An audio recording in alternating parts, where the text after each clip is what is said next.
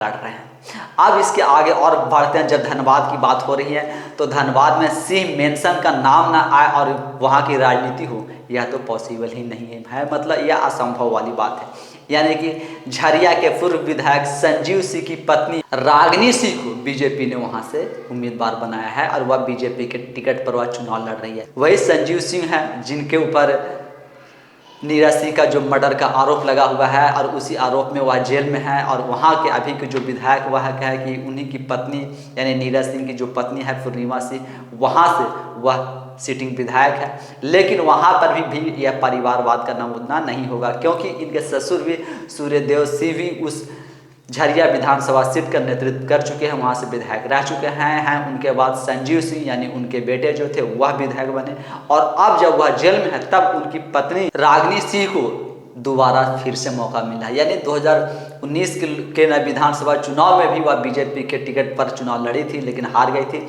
एक बार फिर से दोबारा 2024 के विधानसभा के चुनाव में बीजेपी फिर से उनको मैदान में उतारी है। अब इसके बाद बात करते हैं एक और सांसद की, यानी इनके गठबंधन के सहयोगी जो हैं जो आसू पार्टी हैं। और आसू पार्टी के पूरा झारखंड में जितने लोकसभा थे ना 14 लोकसभा सीटों में सिर्फ एक लोकसभा सीट पर न चुनाव लड़ने के लिए दिया गया था, वह था गिरिडीह लोकसभा। यानी वहाँ से न चंद्र प्रकाश चौधरी जो है वह अपने भाई के लिए, देखिए सब के सब जो है यह परिवारवाद में नहीं गिने जाएंगे।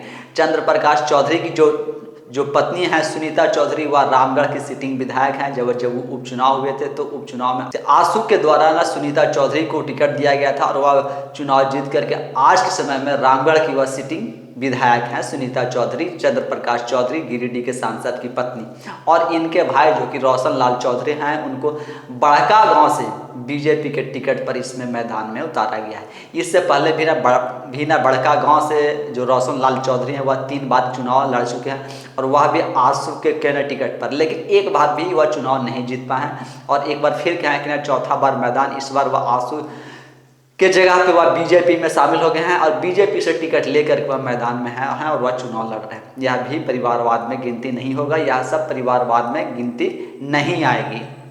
तो क्या चाहे पत्नी, भाई और खुद सांसद है, फिर भी यह परिवारवाद नहीं है।